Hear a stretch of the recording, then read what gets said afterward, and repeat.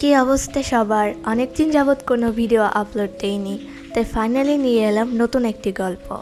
এটি ঘটেছিল আমার সাবস্ক্রাইবারের সাথে।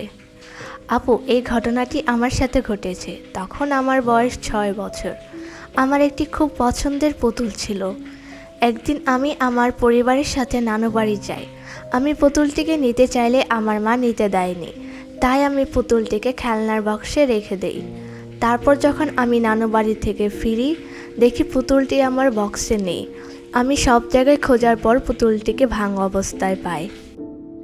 তারপর আম্মু পুতুলটিকে ফেলে দেয়। আমি যখন রাতে ঘুমাতে গিয়েছিলাম, দেখি পুতুলটি আমার বিছানায় শুয়ে আছে। আমি যখন লাইট অফ করি, দেখি পুতুলটি নেই। এরপর আমি প্রায় পুতুলটিকে দেখতে পেতাম, যদিও এখন আর দেখতে পাই না। কি ভয়ঙ্কর অবস্থা! চলেন একটা খেলা খেলি, দেখি আমার নাম কে গেস করতে পারে।